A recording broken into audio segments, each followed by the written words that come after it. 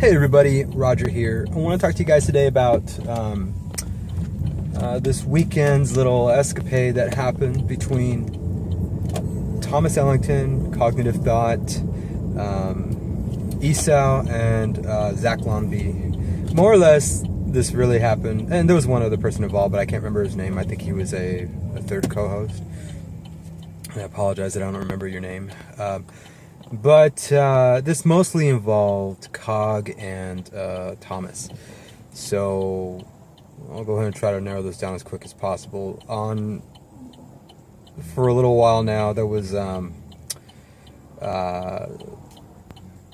guess, issues between Thomas and the rest of the crew there for the Oofcast, a show that they've had probably for about a month or two. A live stream that they had for about a month or two, where Thomas had basically, I guess under, maybe while drinking, I assume, said that everybody, if not one person in particular, but everybody eventually were just internet and they were expendable and could be replaced by anybody as co-hosts. And I don't think that sat well with any of those co-hosts. And they brought it up to him, I think, about 3 times, that, you know, he needs to cut the drinking while he's on live stream. You know, again, none of them liked hearing what they heard from him.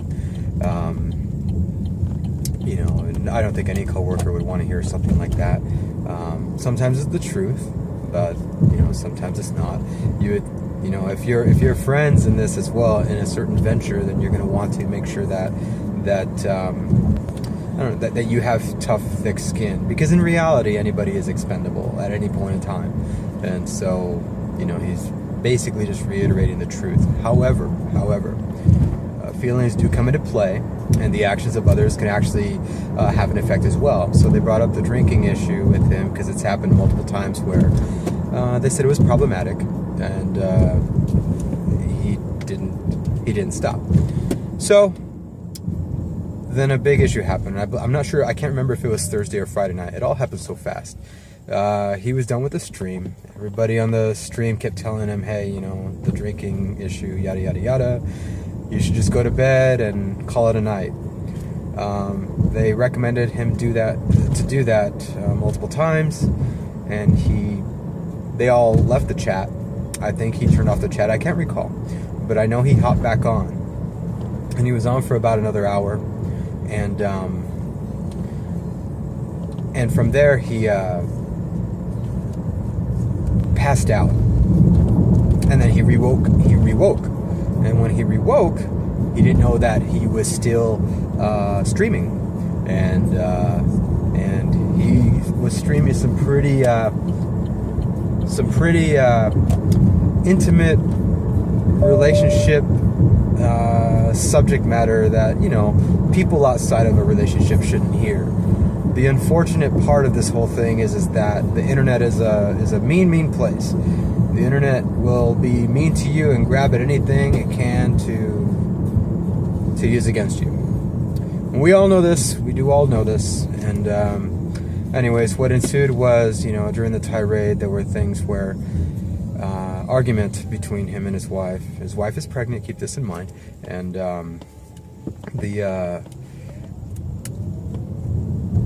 the words alcoholic came up multiple times.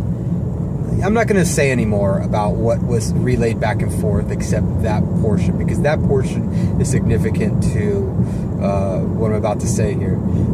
Everything else is not important. I mean, I kind of look at it like, you know, if you're living next door to someone and you hear between the walls these kind of fights, and and then you hear alcoholic, and then you hear other things as well. Should you butt in? I don't know. At some point, is it your civic duty or just a duty in general to ensure the safety of your neighbor? I don't know. This right here, it's kind of the equivalent of that, but this isn't really major. It's all assumptive. And Thomas has already repeatedly stated that his wife feels ashamed about the whole thing and feels bad about the whole thing, and that he is actually not an alcoholic, that they just play with words to get in each other's skin. And, we all say things with our partners or our spouse or whatever that we don't mean behind closed doors at times. And I know I have, and I do regret it. And I don't like using. I don't think I have in years.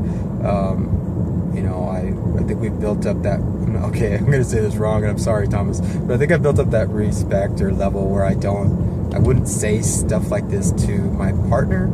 At times I get angry at him. And again, we're all different. And like you guys said, and like you said, Thomas, it probably was just play with words that you guys are used to, and it's your relationship. Everybody has their own way of handling things. But anyway, so then he finds out that the audio was going on, that the live stream was still going on, and he cut it off. And a guy by the name of crazy drama queen, in my opinion, for his age, named Coach Red Pill, decided that he was going to publish this. But good nature in him, he decided, the last part was too extreme for him to publish, and he notified Thomas of that. He said, hey, I'm going to be publishing this stream here, but I just want to let you know that the last part of it is something I will be removing and publishing everything else. And Thomas was like, okay. My issue is I don't know if that particular scenario happened before or after Thomas had posted on Twitter that hey, had a fun time last night where my wife and I apparently got into an argument, and was lolling it. He was basically finding humor in it. Now, this could lead anybody, including Cog, to believe that Thomas knew what happened during the conversation, that Thomas had the awareness that, hey, I listened to the whole thing, even that 15-minute segment where my wife and I were arguing and she was calling me an alcoholic. It makes me assume that Cog already thought that Thomas listened to the whole thing because he's publishing it on Twitter now. Well, that tweet has since been deleted, but during this whole time, I guess they were going back and forth, Cog and Thomas, about everything, and Cog decides to publish a live stream playing this audio, and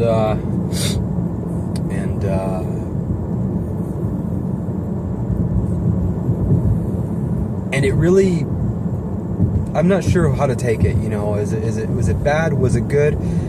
I think Cog decided that in his mind, he was like, okay, he's okay with this being out there because he tweeted it. I'm going to go ahead and have critique on it so we can show him, or at least explain to him, that the drinking thing is really a big deal, and it's problematic, and it's something he should really look into.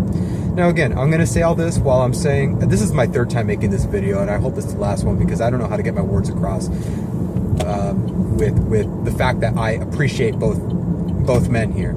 I like Cog and I like Thomas, and I'm not going to deviate or recluse myself from either one of them.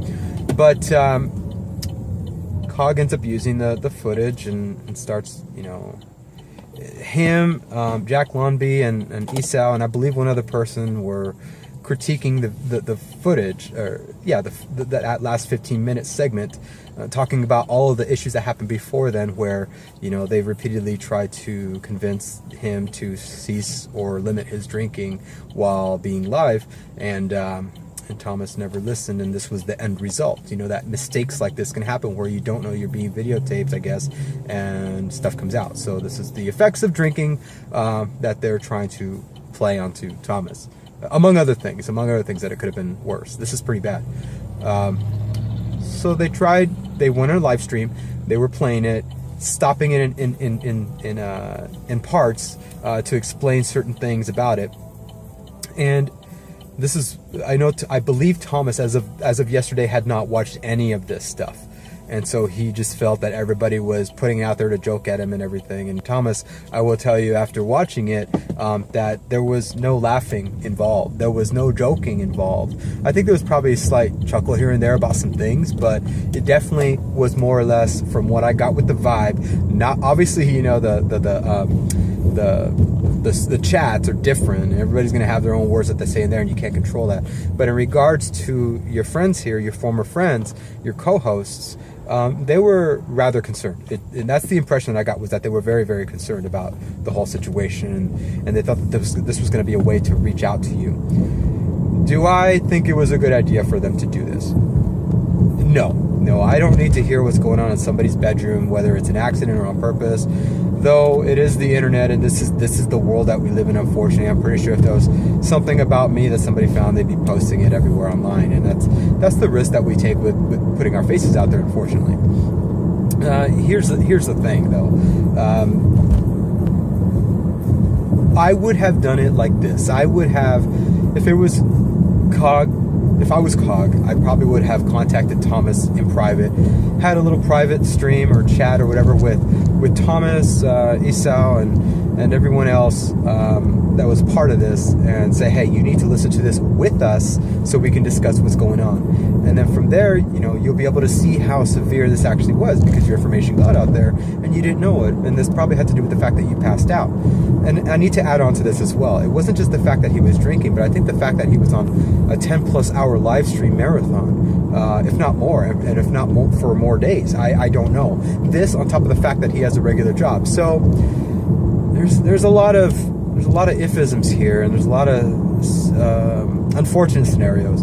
But that's what I think should have happened. Putting it live on stream, I did watch it. I needed to check it out. I didn't want to have an opinion one way or another. I can't be a person that only looks at one side, so I had to look at both. And this is why, Thomas, I hope you're seeing this from. Look, we only know each other on the internet. Well, we've talked a lot, and I do believe that I'm saying this as a friend. In my opinion, I consider you a friend, even if it is just an internet friend. I hope you could see that they probably were trying to help you out. I know a lot of people don't tend to think that when they're, when stuff like this is thrusted into their face. Now, the way that they went about it, I'm not too keen on. I'm not at all. I don't need to hear the bedroom talk or anything. But I think it was their way of reaching out, because they've tried multiple other avenues and they couldn't reach out. That's my opinion. I could be wrong. You're more aware of this than I am. I'm just looking from the outside looking in. The last couple days, I've watched everything involved with it, and this is my impression. I don't think it was for making money. That was beyond it. That was no part of this whole trying to help you out. Whether you're an alcoholic or not, I don't think you are, but I only know you again on the internet. We all have our moments where we pass out. We all have our moments where we get. You should look at some of my last live streams. I mean, some of the ones I did with, I think 2 ones ago that I did with Chris from Logic Media. I was sloshed. I mean, I was slurring my words, and I was saying, "Oh, Monday Mac quit the internet," when I was totally wrong. He decided to just get out of the skeptics community. Anyways, again, this is what happens when you're wasted.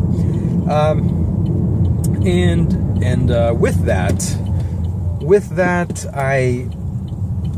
I have to say that all avenues here are in the right and in the wrong. I think that, if they were trying to reach out to you and you took it as an attack, and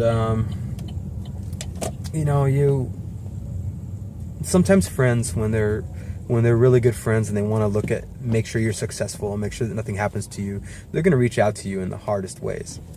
And with that, in the toughest ways, they're your friends. They're going to want to reach out to you with things that matter to them and to you, and make sure that you're okay with them talking about these kind of intimate things if it helps you out. That's what friends are for. And I don't think you took it that way. I think you took it very like it was a knife attack. So, anyways, long story short on that part, that stream happened. Thomas got really upset. And then they had another stream. This other stream was Thomas. Thomas ended up making this stream. And this stream, he decided to get Cog on air. And they just went at each other's throats. They went at each other's throats, and it was insane. It was like there was not going to be any way that anybody was going to listen to anyone in this.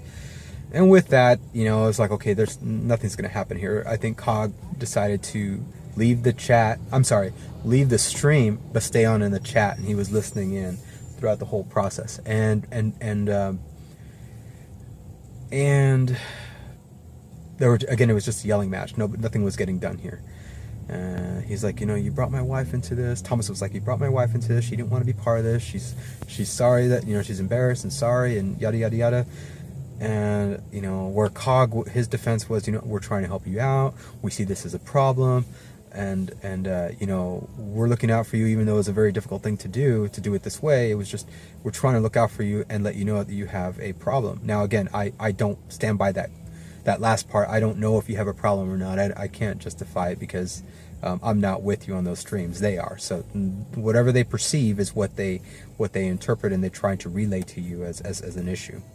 And you don't see yourself as having a problem. And as a matter of fact, I don't either. I think you're a very articulate person.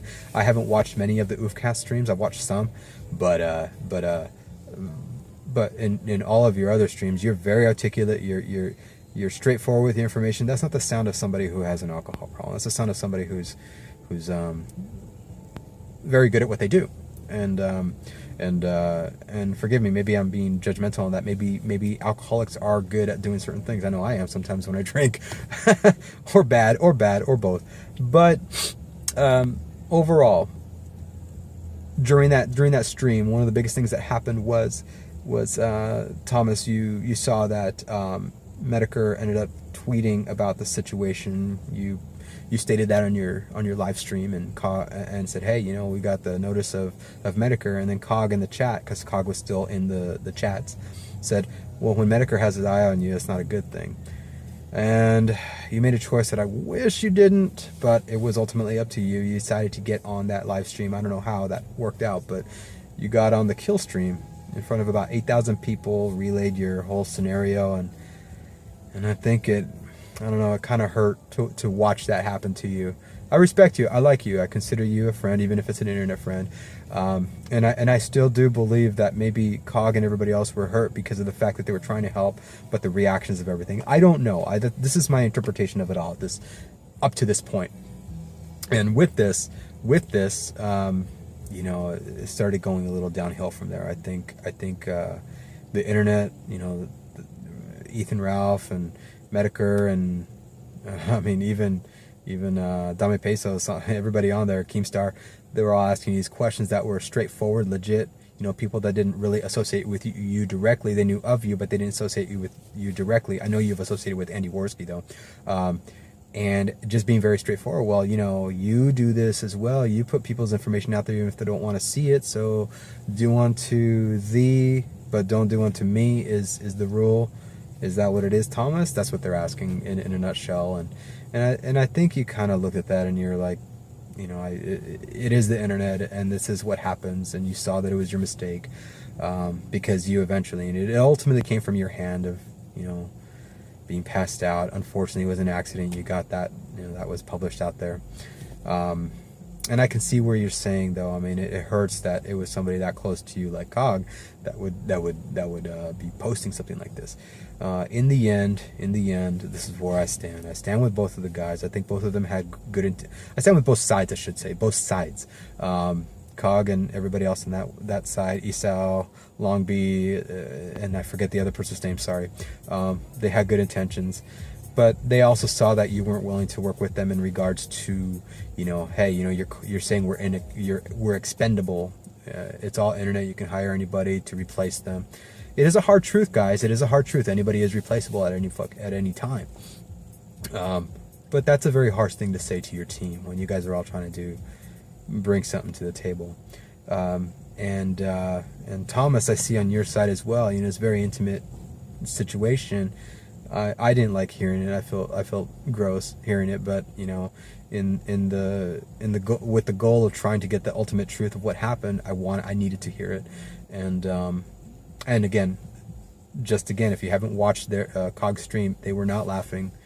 It sounded like they were very serious about the whole thing, and they really wanted to just reach out to you. Now, however, afterwards, what happened after the Thomas stream the following day, I think it was the following day if it wasn't later that night, I think it was the following day, on what happened on Cog's stream. Sorry, not Thomas's.